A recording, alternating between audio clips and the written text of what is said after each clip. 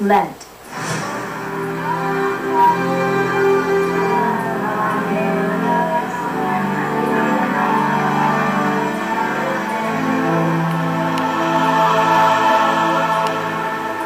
They say that this is the time of the year to reflect.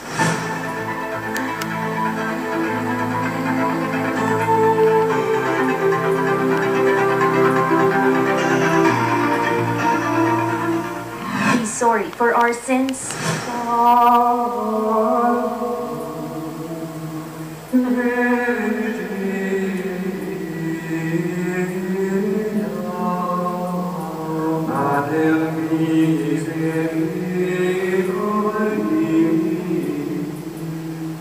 And change for the better.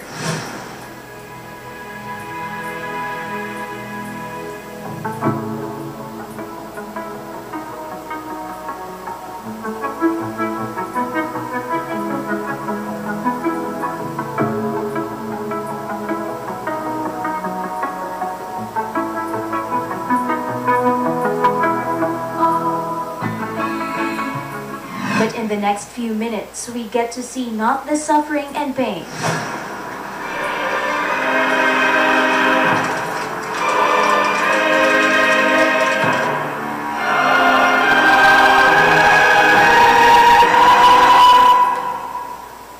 but the joys and bonding this season can bring to a typical religious Filipino family.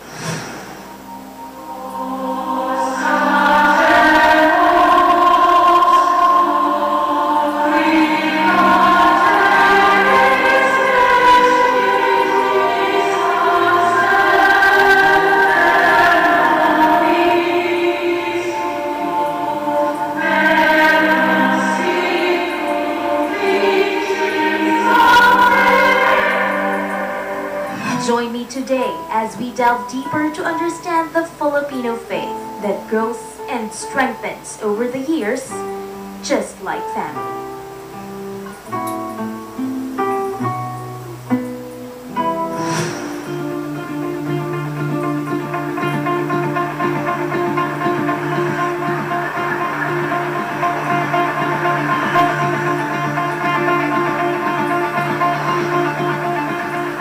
In the heart of the busy city of Pasig is a vintage home that houses a centuries-old religious figure.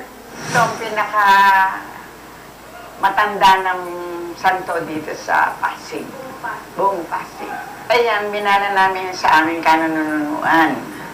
Ngayon, maliit pa ako,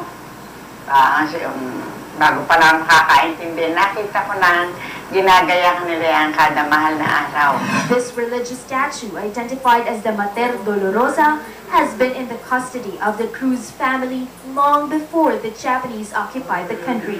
Throughout these years, the Cruz family narrates how they tendered the saintly statue in varied platforms. The statue is kept in a glass enclosure to protect it from dust and mites, as well as to preserve the vintage material from possible cracks and damage. In terms of clothing, life-size gowns are custom-made for the statue. Usually, the gowns are black, as the figurine signifies a woman lamenting the death of Christ. But despite the monotonic dark colors of the dresses, the intricate designs and patterns are never repeated.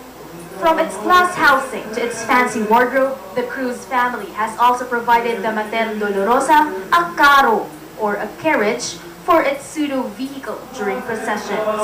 This fondness for the Mater Dolorosa did not spring out of thin air, and the Cruz matriarch explains that they treat the statue as part of their big family.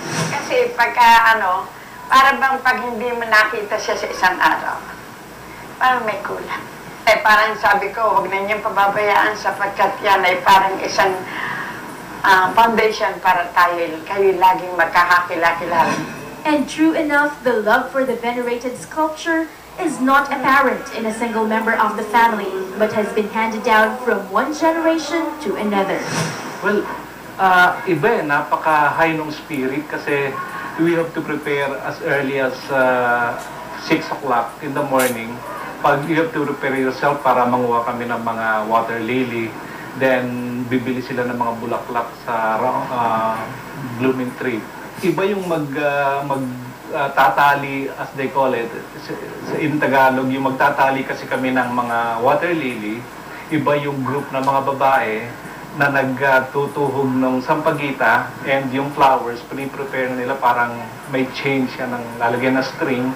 Merong nasa karo, piniprepare na yon kung anong kailangan, yung gulong dapat maayos, tapos yung pinaka-generator dapat in good running condition, tapos yung mga lights, and yung mga electrical wirings. Yung iba naman ilalabas na yung karo, we have to clean it, and napaka-tedious talaga ng work. It's really a teamwork. A big teamwork actually. Ako, naging panata ko na yung magluto ng merienda. O, kahit anong lutuin, pansit, ginatang, lugaw, ganyan ang aking contribution. Ang aking paniniwala, kapag nagsilbi ka sa Panginoon, pagpapalain ka. Though their Lenten practice may seem complex and troublesome, the Cruz clan says that there is greater value in this family tradition. Yung pagod mo, hindi mo mararamdaman yun kasi parang napakataas ng moral mo. It's worth kasi parang as a religious man or as a religious family. Ang naging tradition na kasi na parang every Friday, which is, we call that mahal na araw, we see to it na nagsasama-sama ng lahat, ang buong clan, and participate para sa preparation ng posisyon. Sa nakikita ko, parang reunion lumalabas sapagkat kahit na malayo ang aking apo, pamangkin, pinsan, nakakarating dito sa bahay upang tumulong sa paggagayak.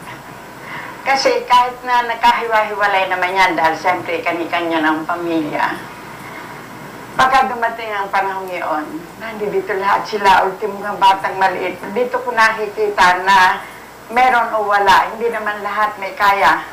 No, nakakapag-abot para lamang maitaguyod na mailabas ng tama at maayos ang ating birhen sa oras ng prosesyon. Sa napakalaking tulong ng mahal na birhen sa aming mga panalangin. Kaya naman awa ng Diyos, ang pamilya namin ayos naman ang buhay. The feeling is parang you feel proud of having one like this kasi parang masasabi mo na hindi lahat blessed na magkaroon kayo nito. And it's really a pleasure for us. At saka, it's one in a lifetime, siyempre, minsan ka lang mabubuhay, di ibuhos mo na lahat para sa kanya.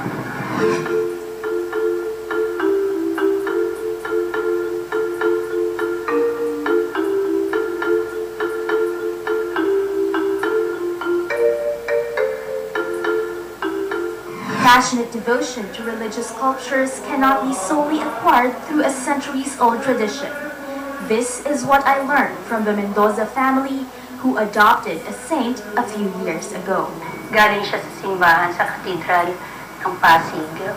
Binigay siya sa amin ng isang pari ron. Pina-adapt sa amin that time. Noong una, alam mo, may fear kami. May fear ako na tumanggap ng santo na ganito, no, na ibinigay ng simbahan kasi wala kaming kamuwang-muwang or wala kaming kaalam-alam kung paano siya dapat alagaan. Though new to the practice of keeping a saint in their home, the Mendoza family did not fall short of efforts and preparations when it comes to taking good care of the holy statue. Patang ginagawa lang namin sa kanya, pinapahira namin siya ng langis. Kaya siya ganyang kakintab. Ito pang bahay niya talaga, may violet yan. Ito. At saka kulay yung isa, hindi ko matandaan. Kulay, parang brown. Ang kanyang pagpapalit ng damit, every second week. So, kumbaga itong baro niya, last Sunday siya nag-DS. So, after 2 weeks siya, magbibihis siya ulit. Pagka halimbawa, binihisan na namin ng ordinaryong pambahay. Katawad dito, pambahay niya na yan, dinala na namin ito doon sa naglalaba. Alam niya na kung paano laban to kasi naging, na namin siya naging suki. So, alam niya na kung paano niya lalaban ito sa dry clean. And throughout the 2 years of caring for the image of Saint Joseph, the Mendozas have learned several lessons from this kind of practice. Best thing, sa akin siguro privilege, di ba? Yun yung pinakamaganda sa amin kasi binigyan kami ng privilege ng simbahan na i-adapt, no, itong santo na si St. Joseph. Actually, wala ka namang gagawing pag-aalaga sa kanya eh. Kami pa nga ang inaalagaan ni St. Joseph. These stories of caring for a venerated figure and treating it as part of the family is exemplary for Filipino Roman Catholic families. And their explanation of doing these practices all year round, Faith kasi yan eh. Yan ang talagang hindi mawawala. Siguro dahil ayoko sabihin na dapat maging tradisyon. Siguro at yung sasabihin namin po pwede namin ibigay para sa kanya. Siguro ibinabalik lang namin sa kanya kung ano yung para dapat sa kanya. So now I know why most Filipinos keep these kinds of saintly figures in their altars at home.